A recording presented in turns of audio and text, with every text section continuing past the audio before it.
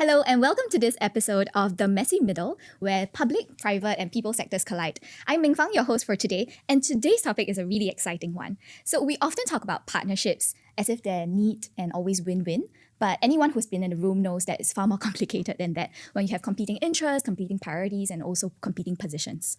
So, it's often sometimes in the mix, in that messy middle, is where impact lies, right? And that's what we're here to explore today. So, I'm joined by three very special guests, Charles, Cheng Ying, and Christopher, each who have very rich experiences. And if I could invite you to introduce yourself and perhaps the perspective you bring to the table. Perhaps starting with Charles. Thanks, Ming Fang. Hi, I'm Charles from the Majority Trust. We are a local philanthropy organisation that works with donors, social impact partners, really to build a thriving Singapore for all. And I think this topic is very on theme and on brand in the sense because we always thought about the power of the collective, right? So we are a philanthropic platform. We work with many different donors to put together funding, really to focus on unseen, underserved areas of needs in Singapore. The other is an ecosystem enabler. So beyond the funding, how can we collaborate? How can we convene partners really to try to look at addressing the issue more holistically as an ecosystem? Lovely. Cheng Ying. Hi, I'm Cheng Ying. I'm Deputy CEO of Pro Bono SG. So Pro Bono SG is a non-profit set up to provide legal services to vulnerable and disadvantaged communities within Singapore.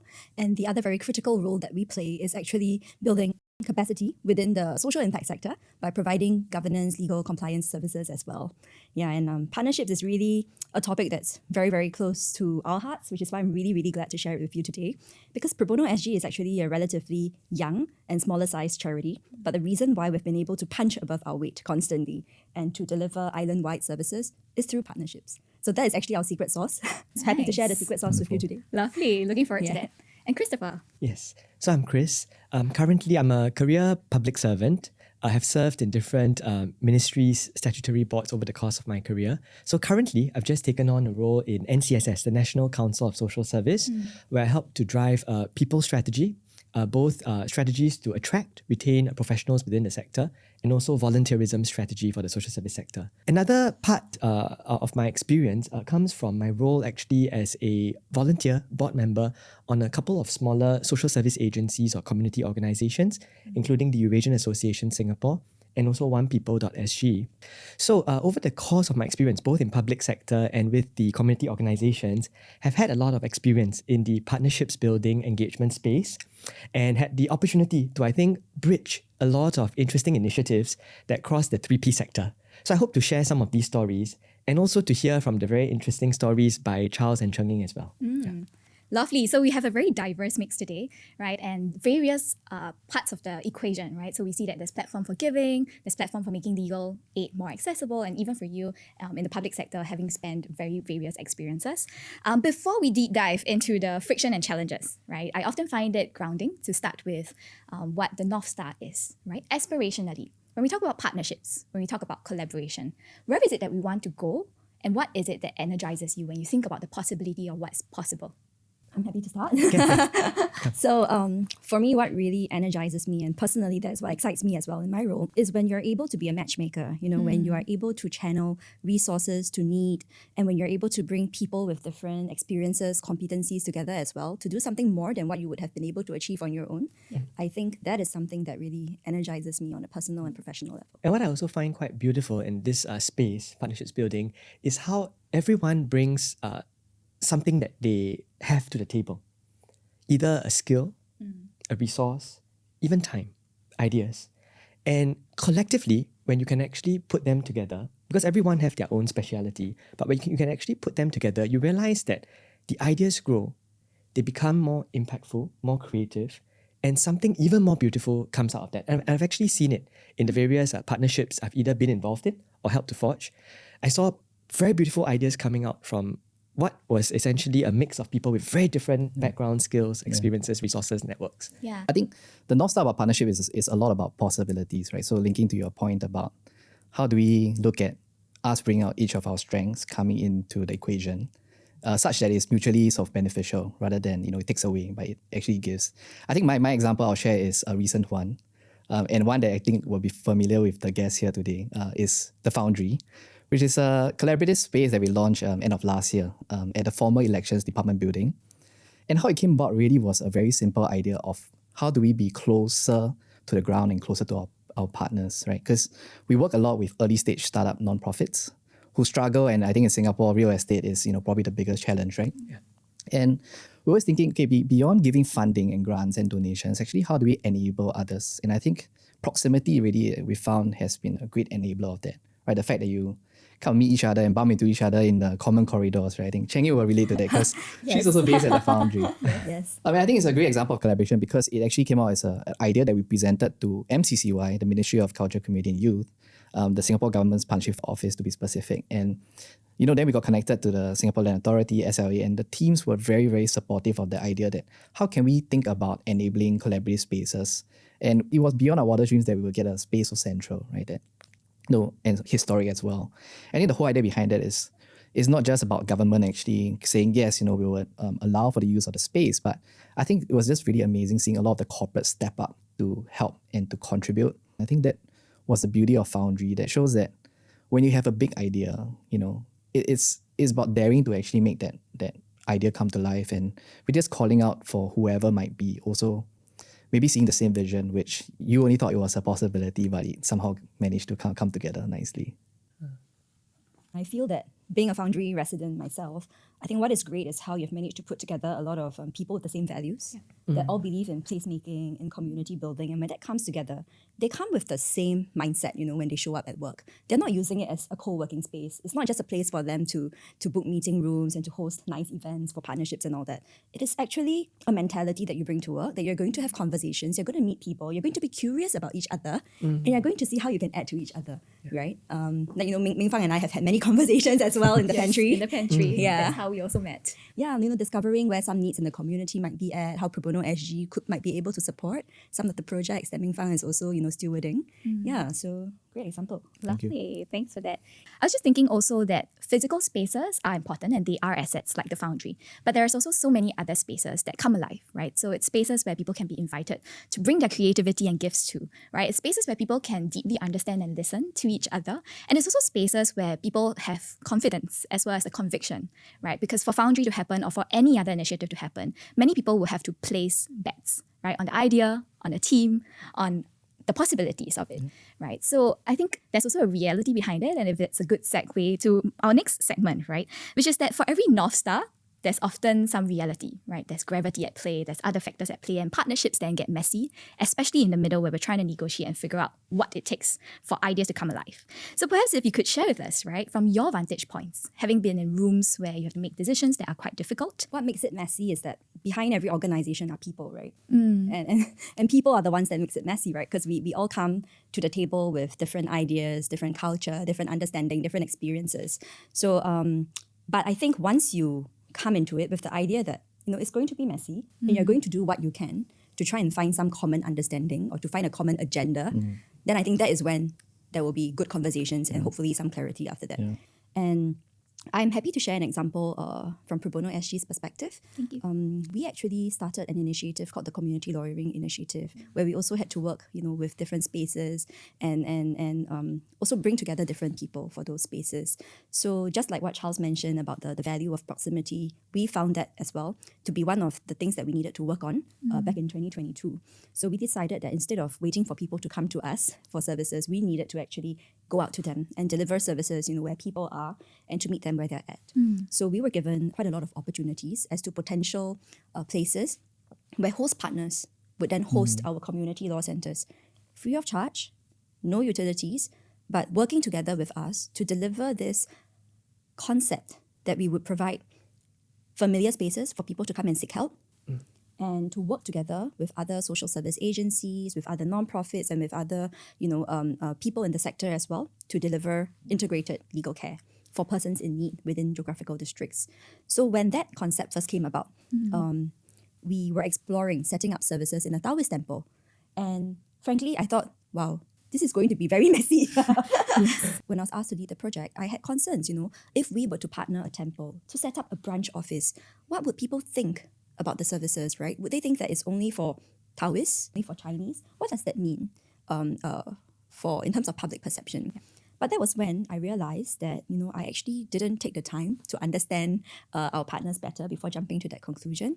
Over time, and it took several conversations when I got to meet the leaders in the temple, when I went down to the temple myself, that was when I realized that actually they were actually very on board with the entire concept, that they were a temple that had been operating in Hougang for 40 years, providing services for all kinds of communities, not just for Taoists or for Chinese. For example, for Chinese New Year, when they're doing provisions distribution, the provisions are not just distributed to Chinese communities. When one of the temples, Botek Siangteng, who is part of Tian De Temple, do their undertaking services, it's for all races and religions, not just for those that follow their faith, because they can arrange, for services, right? For those that for those services that they can't do in-house.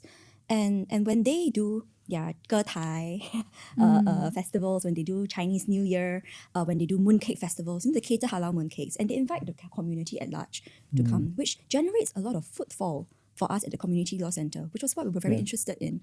So this is my very long-winded way of saying that sometimes it gets messy when we have certain perceptions in our head as well as to who would be the ideal partner. But you really don't know until you go on a few dates. Love the example. And I think today it remains one of the prime examples of how I think partnerships can create possibilities, right? I remember bringing a few guests to visit this branch office that you'll have with collaboration in the temple. And it's something that people would not expect. And I think that's what's the magic of partnerships, right? But it's working through the messiness. And I thought this framing as partnerships as finding the messy middle, right? Is how Ming Fang has phrased it. I think it's a very realistic, useful kind of framing, because I think sometimes in the sector, my reflection is that we almost preach partnerships a little too much, in that, it feels like, oh yeah, we should collaborate. But I think behind the collaboration needs to be a very clear, shared purpose. At the same time, where the fulfillment and the reward comes in is being able to navigate many of these, like what seems to be messy, but clarifying as we go, because there's a shared value of, there's a clear reason why actually we partner in the first place. It's working through those differences that I think makes it all worth it. Actually, I completely agree. And to marry the 2 points together, I really can see where it's coming. It's shared purpose. And then Cheng Ying spoke about understanding the complexities of people and understanding. And I think that's been my experience as well on some of the projects I've been driving. So I wanted to share one example also relating to workplace diversity. So this is in my personal capacity at One People, where we've been trying to do more in the place of promoting racial and religious harmony in workplaces. And one of the challenges we faced was that we often talk about how those who come forward for conversations and all, dialogues and all, usually are the converted. So in One People, we have discussions, how do you, a bit like what Cheng Ying said, how do you bring your services out there? How do you bring your conversations out there? So workplaces was one where I think we felt there was a huge delta.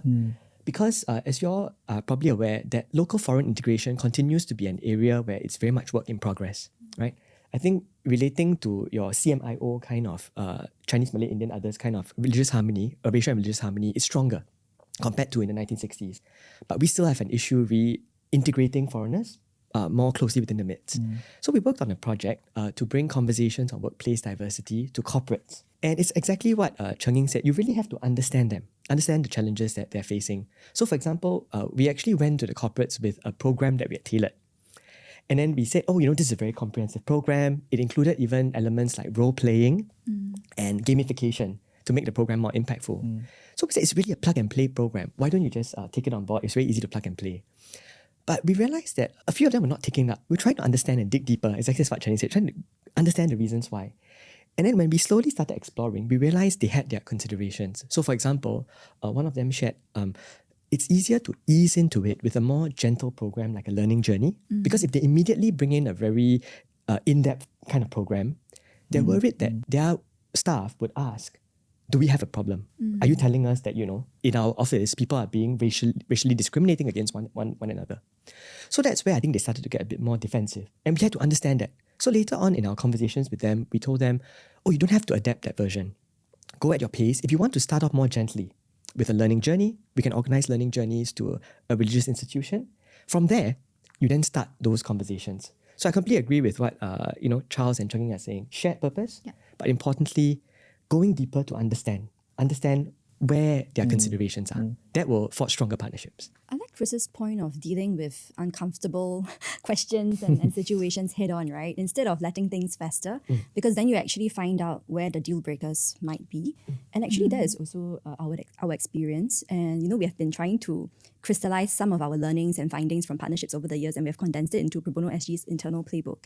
And one of the things which we realized was that when we go into a partnership, there's no need to go like all out, let's just start with a pilot first and then find out where some of the challenges may be, where some of the clarifications or design tweaks to the program may be needed, and then kind of co-curate and shape it along the way. Because also sometimes you don't know where some of the uncomfortable or I guess where the hesitations may lie until you have actually started doing something. True. Yeah, and I find that also this idea of having like a pilot starter and then with some proof of concept and all that, you actually can then bring more partners along. Yeah, so for example, for the Community Law Centre at Tian Te Temple, which we started up, it was a very good proof of concept. And then we managed to bring NCSS along. So NCSS then agreed to let us be the first recipients of the NCSS 4ST Partnership Fund under the GROW category. And that allowed us to scale to a second Community Law Centre at the Realm of Tranquility. So yeah, I absolutely think that, we should clarify, we should ask, we should find out what's making other people uncomfortable.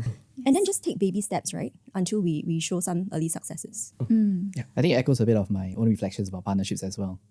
We partner with many different stakeholders, government agencies, many corporate donors as well. And I come to realize that actually there's something that probably at the start of every partnership needs to be probably understood and maybe also kind of like sussed out. I think to me that is about whether there's the other party or the other parties actually are forthcoming, right? In that we have this value of candor, right? That it's okay to raise anything, nothing is out of bounds, right? Because I think sometimes we try to, make concessions and we were afraid to say what we really think about something which we are uncomfortable about. But I think it's in those ambiguity that sometimes makes it more challenging. Yeah. So I think the value of being forthcoming actually has been something that I felt was, a very important part of the equation of partnership, right? Because it also links to how, I think clear we are as individual organizations because we represent sometimes a larger organization. So sometimes there's a bit of hesitance to commit, right? Because we are like, oh, I need to check internally and so on. But I think just being forthcoming that, there's constraints internally and helping the other party to see those constraints are often very helpful because sometimes we don't see beyond the person we are speaking to. And sometimes there's a whole machinery behind that person that needs to be navigated as well. I have some questions for Charles, actually. Yeah, go ahead. Yeah.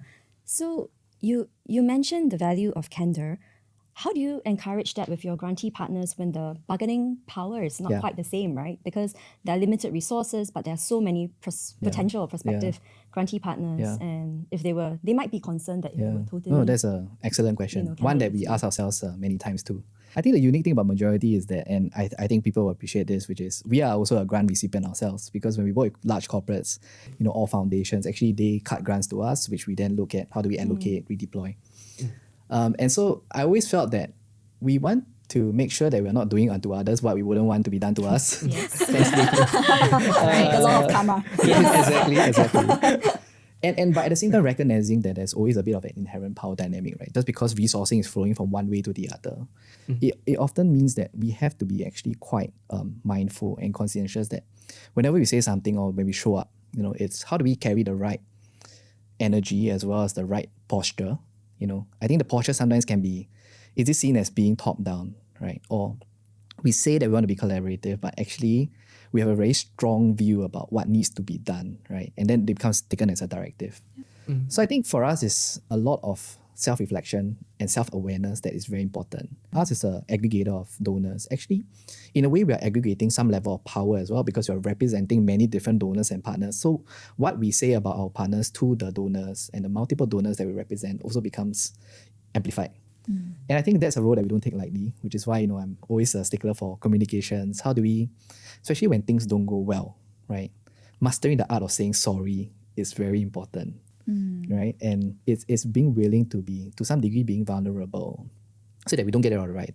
We don't get it right all the time. And it's always a better way of doing things that we should learn from our partners and truly reflect on as well. Lovely. Yeah, I just want to add to that whole point about asymmetry, right? You all spoke about the asymmetry. There's the asymmetry in the relationship which you spoke about, right? The donor or the giver versus the one receiving. There's also, I've noticed in trying to build partnerships, asymmetry in terms of organizational size, where sometimes if the organization with the idea you sort of say that, hey, actually there's another organization that you could work with because that organization has a much wider outreach. So when you actually partner them, potentially you either can reach out to a wider audience. Very often, the one who feels that they're smaller in size sometimes worry that when they partner a bigger organization, might the bigger organization end up dictating the terms, Yes. the way things should be done. So very often that's one of the challenges I find. But that's where I think, as what we discussed, you have to assure them. Sometimes if I ask them, say, you have to give them a chance. But also when you bring the other side to the table, that bigger organization know too that the smaller organization they're dealing with in terms of size do have their own fears as well. How do you then try to bridge? At the end of the day, it's about negotiation, bridging together, bringing the two parties together. Yeah. Lovely. That was such a rich conversation. I just wanted to also add that I think sometimes we see partnerships as a very final piece, right? There's often a finality to it. Like, okay, we bridge this partnership and it's done. But what I've learned also across the process is that the best partnerships are actually co-created. And I think this is alluding a little bit to what Charles was mentioning and what Cheng was saying as well, right? That sometimes it is starting small and then being able to build that trust over time that people can say yes to bigger wins or bigger ideas to collaborate upon, particularly for small organizations who maybe struggle with outreach or maybe credibility in terms of experience compared to way larger organizations. So just really, really excited by all of the good work that has been happening. I think we have discussed so much today about partnerships, about collaboration, the value of it, and some of the pieces that are a bit tricky. I wanted to be able to flesh out a bit more of the stories of tension and friction, right? And drawing back to some of the realities that are experienced on the ground, particularly by non-profit organizations, charities, and the people sector when we're looking at resourcing, right? So some examples that have come up is that perhaps what donors might focus on as impactful or maybe would be the next leap might not actually reflect community priorities or needs which are ever evolving, right? And how do you respond to some of this agility and with flexibility as well? So if I could just invite you, right, to share some of the insights and lessons that have worked for you in your own context and what possibilities you see in that space when the realities are as such. I'm happy to share Pro Bono SG's experience navigating potential partnerships in the funding space. So I think a lot of it has to do with building fundraising proficiency, meaning your own capabilities and competencies in fundraising, such that you actually identify correct funders for correct causes. So when you're talking to governments, for example, the key thing to make sure is that there's policy alignment between the services that you want to deliver and what the government sees as maybe national priority areas, right? Yep. What's on the national agenda. When you're talking to corporate donors, it's really understanding what's actually aligned with their business, right? Because many corporates actually want to do CSR in a way that is actually aligned with their own business model as well.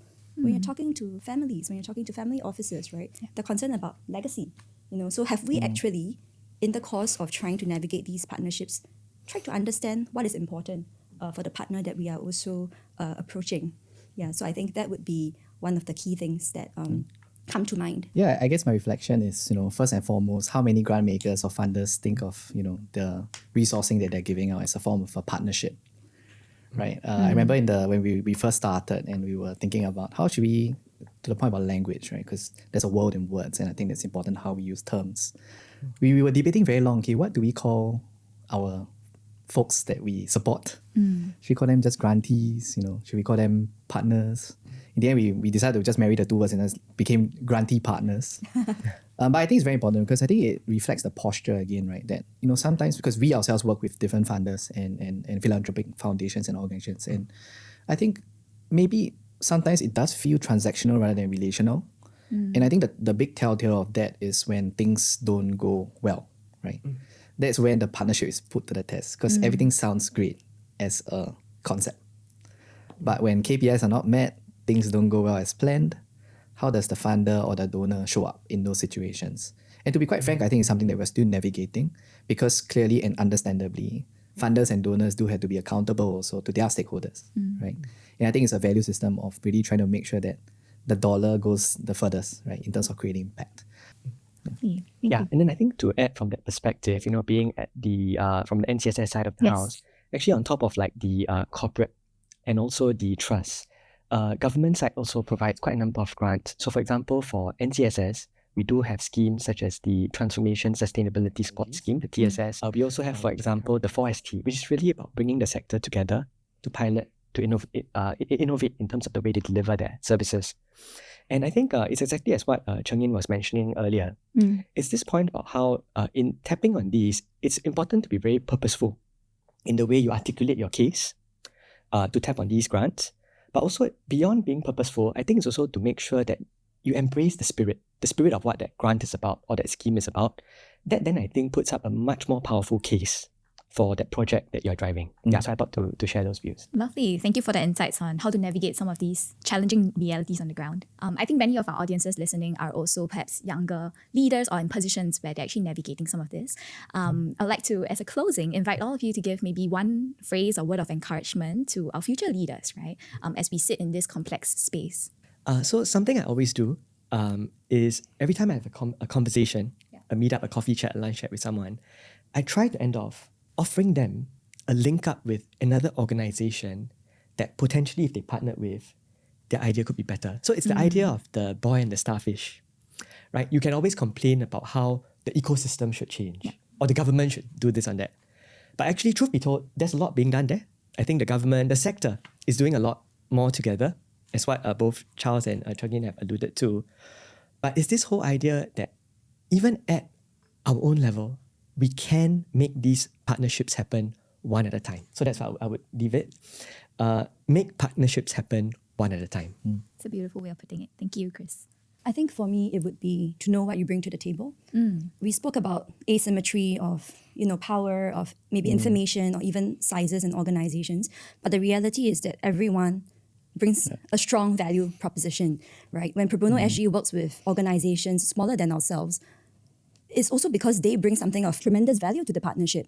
So for example, with Realm of Tranquility, they give us island-wide access to lower income families because of their provision distributions exercise. By tagging along with them for provisions distribution, we've managed to complete over 500 surveys, finding out from lower income families how they would like to receive legal information, checking the perception levels of Pro Bono SG. Do these people even know that we exist? So just because you're small doesn't mean that you can't bring something that brings you on equal footing with other partners.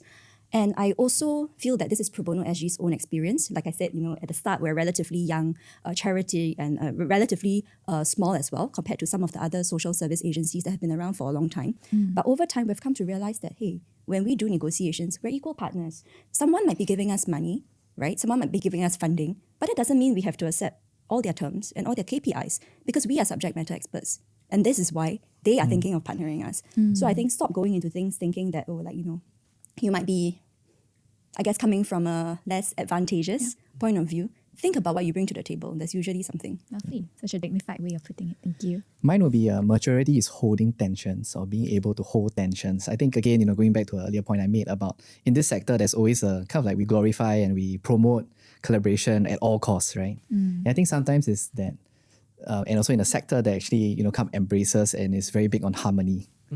Having some of these more candid conversations about constraints and concerns can be quite challenging. So I would say, maturity is holding tensions because in any partnership, there's always going to be some tension, some form of another, right?